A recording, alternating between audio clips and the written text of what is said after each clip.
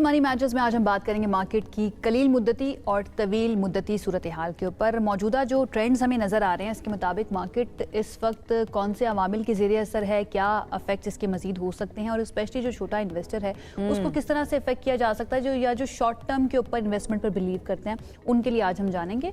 महंगाई, शरह सूद, आलमी मार्केट्स और पॉलिसी फैसले ये वो अहम अवामिल हैं जिसकी वजह से मार्केट जो है वो थोड़ी सी वॉलेटाइल हो सकती है, स्पेकुलेशन की वजह से भी।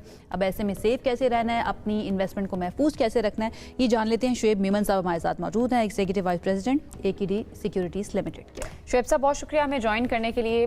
सबसे पहले तो यही रुझानात के बारे में बता दें, तवील मुद्दती या कलील मुद्दती, कौन से रुझानात जो हैं वो कर सकते हैं और किसको वो सूट करेंगे अगर कलील मुद्दती पे जाते हैं या तवील मुद्दती? जी, एक तो ये देख लें कि अल्हम्दुलिल्लाह market has seen it's new high और आज भी इंट्राडे जो है 189,500 के करीब इंडेक्स लेवल टच किया है। तो market is continuing it's upside, but आप ये देखें कि 180,500 का लो लगा था पिछले हफ्ते और उसके बाद से जो है इंडेक्स में अपसाइड नज़र आई है। तो होता ये है कि जब मार्केट बढ़ जाती है तो थोड़ी प्रॉफिट टेकिंग होती है, तो इट इज़ लाइकली कि छोटी प्रॉफिट टेकिंग हो जाए यहाँ पे। बट जो स्टॉक्स और सेक्टर्स जो फोकस करने हैं वो हमने ऑलरेडी डिस्कस किए थे पिछली दफ़ा, जो कि पाक पेट्रोलियम, OGDC, इवन अटक रिफाइनरी भी उसमें देखा जा सकता है। तो और बैंक्स जो है जिनमें हबीब बैंक, मीज़ान बैंक और UBL बैंक, उसके अलावा और दूसरे बैंक्स भी हैं जो मतलब आप बाय लिस्ट में रख सकते हैं। लेकिन मैसेज ये है कि क्योंकि थोड़ी सी बाजार बढ़ी हुई है तो buy on dip should be the strategy और हल्की प्रॉफिट टेकिंग यहाँ कर सकते हैं पोटेंशियली। मार्केट है, market can take any direction. किसी के पास अगर पैसा आ जाता है और वो पैसा लगाना शुरू कर देता है या बेचना शुरू कर देता है तो शॉर्ट टर्म में उसकी मूवमेंट जो है वो अनप्रिडिक्टेबल होती है। बट ओवरऑल मेरा ये ख्याल है कि barring any minor profit taking market can continue its upside. ठीक है। अच्छा शुएब साहब, आपसे रोज़ ही तकरीबन बात हो रही होती है तो आप कहते हैं ब्लू चिप कंपनीज के अंदर इन्वेस्ट करना जो है वो सेफ़ रहेगा और आपकी इन्वेस्टर जो हैं उनके इन्वेस्टमेंट भी उसके अंदर सेफ़ रहेगी, प्रॉफिट अच्छा बन सकता है। हमारे यहाँ पर, correct me if I am wrong, around 50 blue chip companies हैं। उन ब्लू चिप कंपनीज़ के अंदर इजाफा क्यों नहीं हो पाता है? लाइक जो बाकी कंपनीज रजिस्टर होती हैं स्टॉक्स के अंदर या पाकिस्तान स्टॉक एक्सचेंज के अंदर, क्या वो स्टेबिलिटी की तरफ नहीं आ पाती या फिर कोई और रीज़न है इसका? जी, जो सबसे बड़ा रीज़न है वो आपकी इकोनॉमी है। पिछले 20 सालों से इकोनॉमी ने बहुत ज़्यादा ग्रो नहीं किया है। आपकी जो कंपनीज हैं, आपके यहाँ इन्वेस्टमेंट्स, FDIs आपके बहुत ही कम है, आपके यहाँ इन्वेस्टमेंट्स भी काफ़ी कम है, आपके पास न्यू सेक्टर्स में इन्वेस्टमेंट्स काफ़ी कम है। फॉर एग्जांपल IT में काफ़ी कम इन्वेस्टमेंट है अभी तक।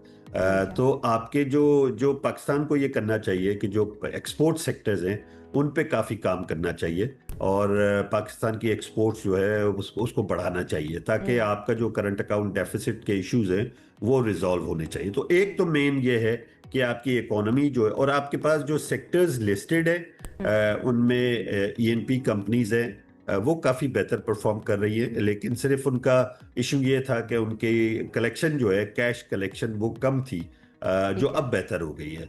तो और उसके साथ साथ नई डिस्कवरीज हो रही हैं। आप देखें OGDC और PPL, कल एक और डिस्कवरी हुई है। तो आप देखें कि इस महीने काफ़ी बेहतर डिस्कवरीज हुई है और उससे OGDC की और पाक पेट्रोलियम की अर्निंग्स कोई 10% के करीब बढ़ जाएंगी और मजीद उसमें मजीद डिस्कवरीज की उम्मीद है।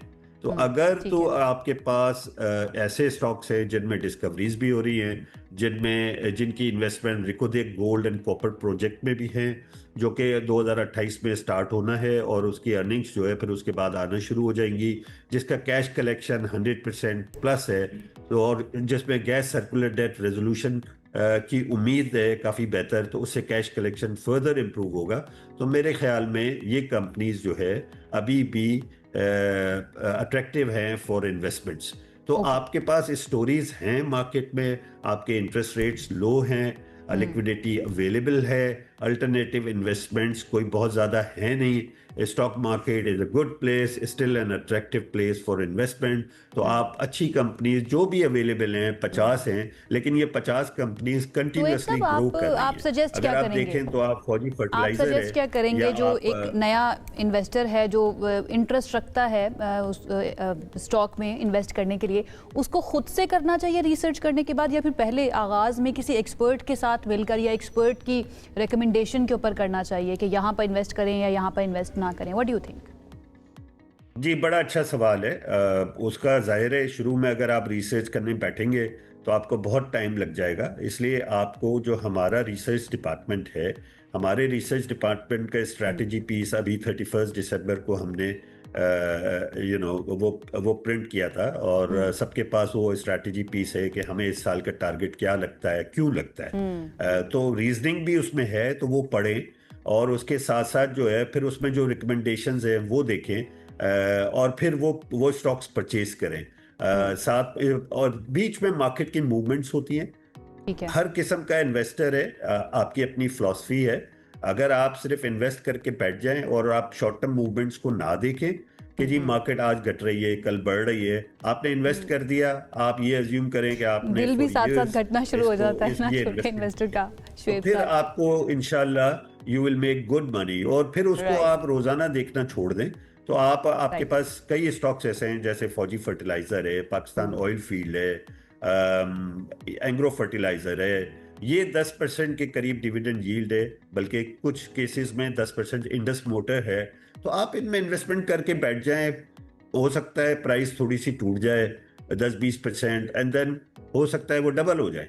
तो आपको बहुत ज़्यादा प्राइस वॉच करने की ज़रूरत नहीं है। आपको पता है ये अच्छे स्टॉक्स हैं, अनलेस के रिसर्च डिपार्टमेंट उनके ऊपर सेल दे दे तो फिर आप उसको बेच के कोई और स्टॉक खरीद ले, तो आप अच्छे पैसे बना सकते हैं। मैसेज यही है कि आप अपने जो कैश है, वेल्थ है, वो सारी के सारी स्टॉक मार्केट में ना लगाएं। आप 25%, 50% मैक्सिमम अपनी वेल्थ का लगाएं और कैश पे काम करें और थोड़ा थोड़ा इन्वेस्ट करते रहें। तो आप देखेंगे कि आपकी वेल्थ जो है ग्रो करेगी। उसका एक बड़ा अच्छा तरीका है कि आप 30 साल पहले देखें कि जो स्टॉक्स ट्रेड करते थे, तो मैं आपको वैसे ही बता देता हूं कि पाक टोबैको 3 रुपए पे ट्रेड करता था। आज पाक टोबैको 1600 रुपए है। 30 साल पहले की बात कर रहा हूं, और इस दौरान कितने ही डिविडेंड्स आ चुके हैं। तो ये 1600 रुपए का डिविडेंड हो सकता है कि ये जो 1600 रुपए प्राइस है, इतना डिविडेंड किसी को मिल ठीक है। गया हो, तो वो उसके लिए तो ये फ्री है स्टॉक।